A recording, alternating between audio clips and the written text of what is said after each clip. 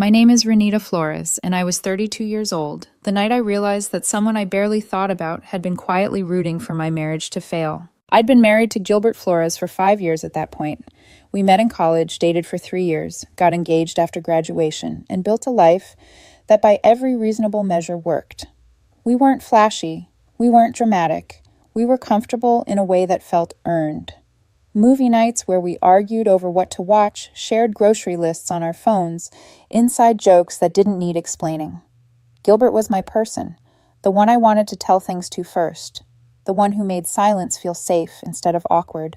So when we decided to throw an anniversary party for our 5th year, it wasn't because anything was wrong. It was because 5 years felt like something worth honoring. We rented a private room at a restaurant downtown, warm lighting. Exposed brick long wooden tables. About 40 friends and family came. My parents flew in. Gilbert's brother drove 6 hours. His ex-girlfriend Lauren Hale was there too. She and Gilbert had dated briefly in college, years before me, and had stayed in the same extended friend circle ever since. I'd never loved that fact, but I'd never been threatened by it either. The night was going perfectly. The food was incredible. People laughed easily. Gilbert kept squeezing my hand whenever he walked past me. I wore a deep emerald dress I'd been excited about for weeks, and he told me twice that I looked stunning. Around 8 o'clock, my phone buzzed. A client issue. I stepped into the hallway to take the call, expecting it to last maybe 2 minutes. That's when Lauren blocked my path back to the room. "Hey," she said, her voice already a little too familiar. She'd been drinking not sloppy, but enough that her confidence had edged into recklessness. "Can we talk?" "Sure," I said, distracted, still half thinking about the call. "What's up?" She took a breath, a big one, like someone about to deliver bad news they'd rehearsed. "You need to leave Gilbert." I laughed. It was automatic, a reflex. "What?" "I'm serious," she said. "You need to break up with him. He deserves someone better." The hallway suddenly felt too quiet. Through the door, I could hear the party glasses clinking laughter. Gilbert's voice somewhere inside, completely unaware. "Excuse me," I said. "Don't make this harder than it needs to be," she continued. "You're fine, I guess. But he could do so much better." He settled. He was scared of being alone after college. "I've watched him dim himself down to fit your life for years." She said it like it was a kindness. This was a woman who'd attended our wedding, who'd hugged me afterward, who'd eaten at our table during holidays. "He deserves someone with more drive," she went on. "Someone who matches his energy. You're safe, comfortable, boring." Something shifted in me then, not anger, clarity. I looked at her and said calmly, "You might be right." She blinked. "Wait, really?" "Yeah," I said. "Let's go talk about it with everyone." Before she could respond, I walked back into the room. She followed, clearly thinking she'd won. I found Gilbert near the dessert table laughing with his sister. I placed my hand on his back. He smiled at me immediately. "Everything okay?" he asked. "Yeah," I said. Then louder. "Hey, can I get everyone's attention for a second?" The room quieted. About 40 faces turned toward us. Gilbert looked confused but trusting. "I just had an interesting conversation in the hallway," I said. "Lauren told me I need to leave Gilbert, that he deserves someone better, that he settled, that I'm boring." Silence fell like a dropped plate. Gilbert's face drained of color. Lauren's went white. "I didn't," she started. "Did you say it?" I asked. Everyone looked at her. Gilbert turned slowly. "Lauren." She had no answer. And in that moment, I knew this night would change everything. The room didn't erupt the way movies make moments like that erupt. There was no shouting, no dramatic gasp, no chaos. It was worse than that. It was still, heavy. 40 people collectively holding their breath, waiting to see who would speak next and what truth would land hardest. Gilbert was the first to move. He didn't raise his voice. He didn't look angry at first. He just looked stunned, like someone had walked into his childhood home and informed him it had never been his. "Lauren," he said slowly, "did you tell my wife she should leave me?" She opened her mouth, closed it, opened it again. "You're twisting my words." "I repeated them," I said quietly. "That's not twisting." Gilbert's sister frowned. My mother-in-law stepped closer. Someone near the back cleared their throat, then stopped like they realized this wasn't their place to speak. "I was trying to help Lauren," said her voice cracking. "You complain sometimes. I complained to you because I thought you were my friend," Gilbert said, finally finding his anger. "Not because I wanted you to intervene in my marriage." That was when Gilbert's father spoke, voice firm and calm in a way that made the room listen. "Lauren, I think you should leave."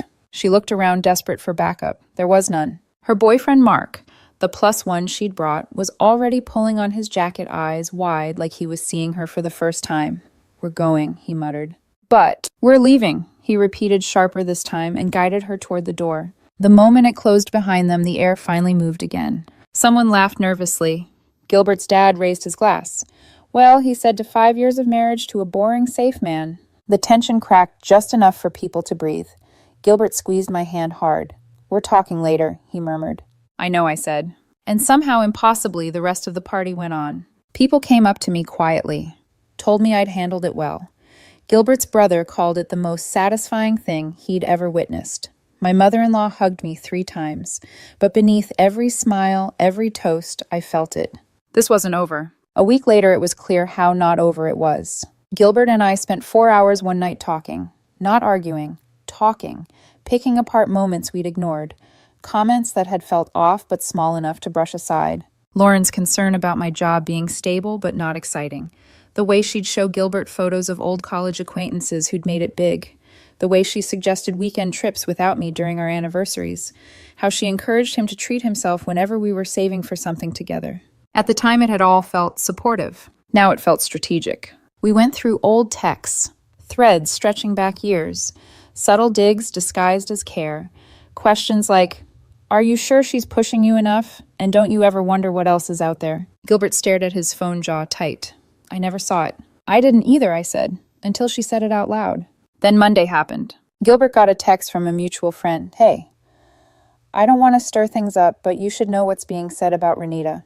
Lauren had started damage control. According to her version, I'd been verbally abusive at the party. I'd humiliated her publicly for no reason. I'd been drinking too much. She was just a caring friend who'd tried to check in privately about Gilbert's happiness. She'd sent a message to their entire college friend group, 15 people, painting herself as the victim of my explosive temper. I read it twice, then a third time. "I've been worried about him for years," she wrote. "I finally worked up the courage to express my concerns to his wife, hoping we could work together to help him. Instead, she dragged me in front of everyone. I've never been so scared of someone in my life. Please check on him. I'm worried he's in a controlling relationship." Controlling. Gilbert went nuclear. He called 6 friends who'd been at the party, put them on speaker, asked them point blank. "Did Renita raise her voice?" "No." "Did she seem drunk?" "No." "Did I seem afraid of her?" Silence. Then laughter. "You seemed pissed at Lauren," someone said. "That's about it."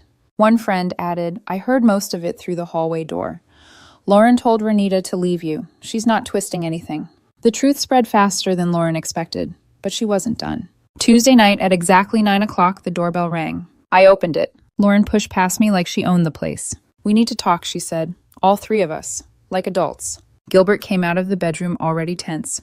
"What are you doing here?" "Fixing this," she snapped. "Your wife has clearly turned you against me." I crossed my arms. "You told me to leave my husband at our anniversary party." "I was drunk," she said. "People say stupid things. You should have let it go." Gilbert stepped forward. "You've been undermining my marriage for years."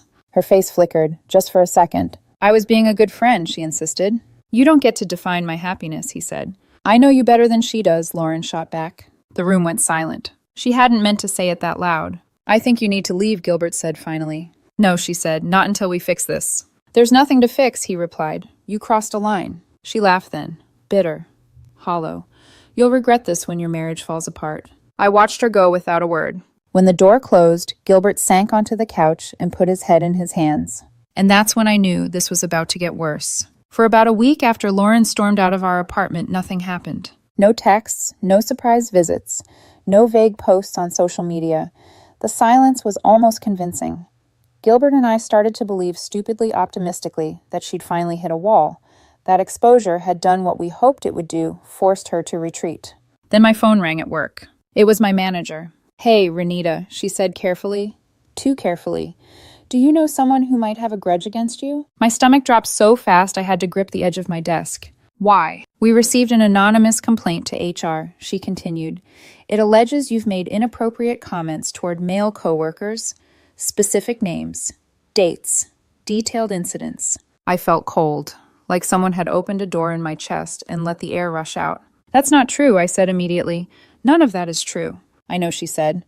2 of the dates listed you were out of the office. Conference travel, we've verified that, but HR still has to investigate. Of course they did. The investigation lasted 8 days. 8 days of being pulled into small rooms with neutral walls and neutral faces. 8 days of answering the same questions phrased slightly differently. 8 days of wondering who was looking at me differently in the break room, who was replaying rumors in their head instead of facts. Every coworker named in the complaint was interviewed. Every single one said the same thing: confusion. Nothing inappropriate, nothing even close. Security footage was checked. Emails reviewed. The complaint was eventually dismissed as unsubstantiated and potentially malicious. But the damage lingered. Cleared doesn't mean untouched. It means you survive with a scar. I had no proof it was Lauren. The email was anonymous.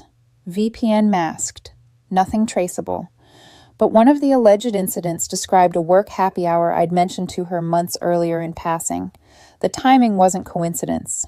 Gilbert confronted her over text. "Did you file a false HR complaint against my wife?" Her reply came fast. "I don't know what you're talking about, but if someone did, maybe there's truth to it." There isn't. It was dismissed. Just because HR dismissed it doesn't mean it didn't happen. Women like her know how to hide things. Women like her. Gilbert blocked her immediately, but she wasn't done yet. 2 nights later, my phone buzzed with a number I didn't recognize. It was Mark, Lauren's ex-boyfriend. "Hey," he said awkwardly. "I know this is weird. I just wanted to apologize for what I asked, for being part of this. I broke up with her the night of your party." That didn't surprise me. What he said next did. "She admitted she'd never really been in love with me," he said. "She said she'd been waiting for Gilbert's marriage to fail." I sat down hard. "She said you were temporary," he continued, "that she just needed someone so she didn't look alone. She thought eventually he'd realize he deserved more and come back to her." Everything clicked at once. The undermining, the entitlement, the certainty. It wasn't about me being boring. It was about her being replaced. When I told Gilbert, he went quiet for a long time. "She helped me pick your ring," he said finally. "She stood next to me at the wedding." "She watched us get married," I said, and said nothing, he replied. The betrayal settled differently after that. Deeper, heavier. The next morning, Gilbert sent a message to the shared friend group. Not emotional, not accusatory, just factual. The party, the confrontation, the lies, the HR complaint, and finally what Mark had told us. The response was immediate. Women started replying, one by one. Stories surfaced. Similar patterns, similar concerns, similar attempts to plant doubt where there had been trust. Within 2 weeks, Lauren was blocked by everyone. Her mother called Gilbert furious, demanding explanations. He gave them, with receipts. Well, her mother said coldly, she was just looking out for her friends. The entitlement suddenly made sense. Last I heard, Lauren moved back in with her parents. She filed a harassment complaint against me with the police. It went nowhere. The officer sounded apologetic. "I'm sorry," he said. "There's nothing here. Gilbert and I are okay. Better than okay." Something about surviving this together stripped away the small stuff. We talk more, check in, don't let silence grow teeth. I still think about transparency, about how quiet manipulation thrives until it's named. And yeah, I'm boring, safe, comfortable. Turns out my husband likes that just fine. For a few days after the HR investigation officially closed, life existed in a strange in-between state. On paper, everything was resolved. I was cleared. My job was safe. No formal record. No disciplinary note. But the air around me at work had shifted. Conversations paused when I entered rooms. Laughter felt delayed. People were polite, too polite, as if they were afraid of saying the wrong thing to the wrong person. At home, Gilbert tried to pretend none of it mattered. "It's done," he said one night as we ate dinner in front of the TV, neither of us actually watching. "They found nothing. That's what counts." I nodded, but the knot in my chest didn't loosen. Because whoever sent that complaint hadn't been trying to win. They'd been trying to damage. And damage doesn't disappear just because it fails. 3 nights later, my phone buzzed with a message request on social media. It was from Mark, Lauren's ex-boyfriend. "Hey, I don't know if you'll even want to hear from me, but I feel like you should know something." I stared at the screen for a long moment before responding. "Okay." He asked if he could call. I said yes. His voice sounded exhausted. Not angry, not defensive, just tired in the way people get when a truth finally lands and refuses to be ignored. "I broke up with her the night of your anniversary party," he said. "Not because of what happened in public, but because of what happened after." "What do you mean?" I asked. She admitted something on the drive home. She said she'd never really loved me. I closed my eyes. She said she'd been waiting, he continued. Waiting for Gilbert to realize he'd made a mistake. Waiting for your marriage to fail so she could be there for him. My hand tightened around the phone. She told me she'd felt this way since college, Mark said. That being with me was just convenient. That I helped her look normal. Normal. She said you were temporary, he added quietly. That eventually he'd come back. When the call ended, I sat on the edge of the bed for a long time before I told Gilbert. He didn't speak at first. He just stared at the wall like it had betrayed him personally. She helped me pick your ring, he said eventually. She stood next to me at the altar. She watched us promise each other everything I said, and waited. The anger came later. First came grief. Not romantic grief, but the grief of realizing someone had been pretending for years. Smiling in photos, laughing at dinners, holding secrets sharp enough to cut if used the right way. What was the plan, Gilbert asked. Just wait us out. Probably, I said. Or sabotage quietly until something cracked. He shook his head slowly. That's not love. That's entitlement. That night, Gilbert made a decision. He didn't want revenge. He didn't want drama. He wanted truth to exist in one place, clean, factual, undeniable. The next morning, he wrote a message to our shared friend group. No emotion, no speculation, just a timeline. The hallway conversation, the public confrontation, the lies, the HR complaint, and finally, what Mark had confessed. He sent it and put his phone down. The responses came faster than either of us expected. One woman replied first, then another. Then another. Stories surfaced, quietly at first, then with momentum. Comments about husbands holding them back. Suggestions that their marriages were compromises. Encouragement to skip important moments because he'll understand. A pattern emerged. Lauren hadn't just targeted us. She'd been doing this for years. And now finally people were comparing notes. Once the truth was out there, it didn't crawl. It moved fast. Gilbert's message didn't accuse, it didn't dramatize, it didn't ask anyone to pick sides.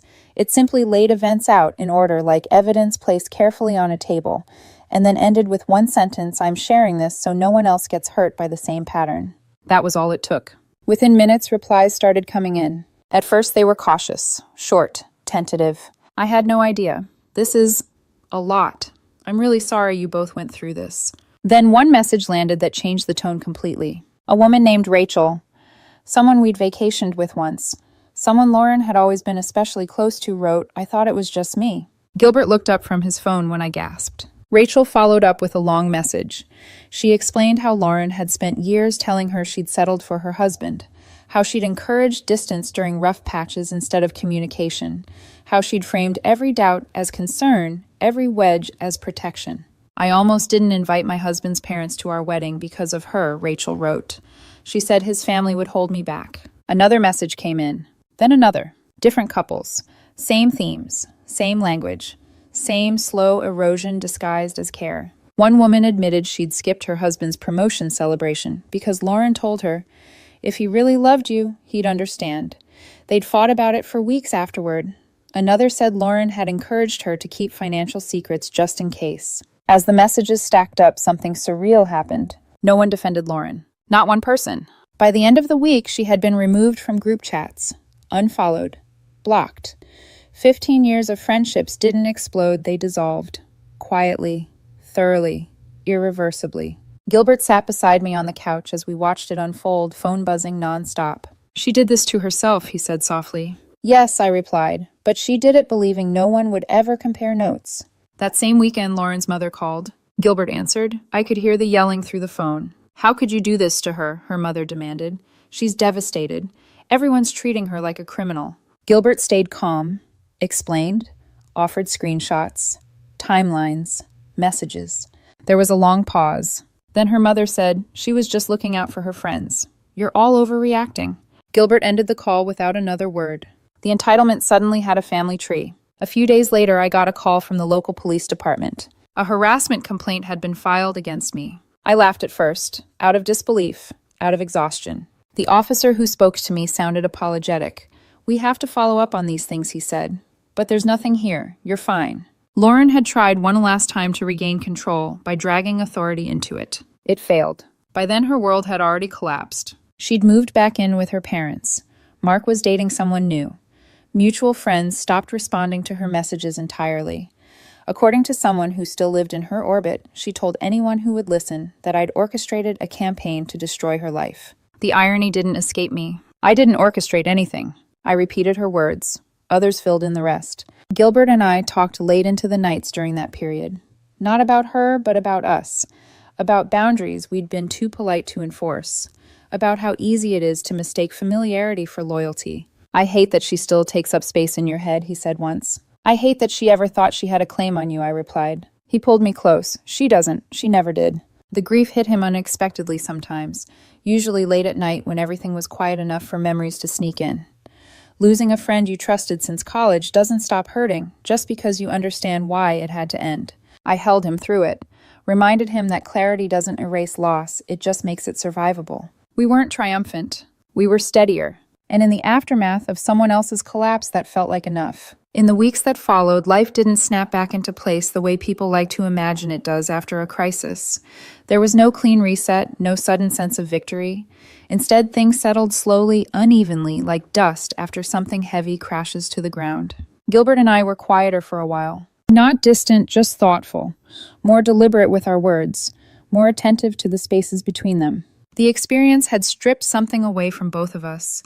Not trust in each other, but trust in proximity. The assumption that people who had been around forever would always mean well. That longevity automatically equaled loyalty. We talked more than we ever had before. Not in dramatic, tear-filled conversations, but in small, constant check-ins. How are you actually feeling about this? Did today bring anything up? Are you okay or just functioning? Some nights, Gilbert would wake up and sit on the edge of the bed, shoulders slumped, staring at nothing. When I asked what was wrong, he'd shake his head and say, "I just can't believe how long I didn't see it." I understood that feeling too well. I thought about all the moments I'd smiled politely at Lauren. All the times I'd dismissed discomfort because it seemed too small to matter. How manipulation thrives not on cruelty, but on plausibility. She hadn't stormed in demanding my husband. She'd whispered doubts. She'd framed poison as protection. She'd waited for everyone else to do the work of dismantling themselves. That's what made it dangerous. The aftermath left casualties beyond her. Some friendships were strained, not because people disagreed with us, but because they were forced to reckon with how close they'd come to being quietly influenced. Guilt has a way of creating distance when people don't know where to put it. Work eventually normalized. The whispers faded. My reputation healed in pieces, not all at once, but enough that I could breathe again. I stopped flinching when HR emails came in. I stopped wondering who believed what. And slowly Lauren stopped being the center of the story. Not because she apologized, she never did, but because she no longer mattered. Gilbert and I didn't emerge stronger in a cinematic way. We didn't make grand declarations or post triumphant photos online. What we gained was quieter and more valuable. We gained clarity. We learned that confrontation doesn't always look like shouting. Sometimes it looks like repeating the truth out loud and letting it stand where it can be seen. We learned that transparency isn't cruel, it's corrective, and that protecting a marriage doesn't mean avoiding discomfort. It means refusing to let manipulation live in the shadows. I still think about Lauren sometimes, not with anger, but with a kind of distant sadness, the unrequited feelings. The years spent orbiting a life she wanted instead of building one she owned. The choices she made when honesty would have cost her control. She had options: therapy, distance, truth. She chose sabotage. Even now, Gilbert still grieves the friendship he thought he had, the version of Lauren that never existed. Some losses don't come with closure, just acceptance. On those nights, I hold him and remind him of what didn't break. 5 years married when it happened. Hopefully 50 more ahead. And yes, if boring means stable, safe, and chosen every single day without games or manipulation, then I'll wear that label proudly.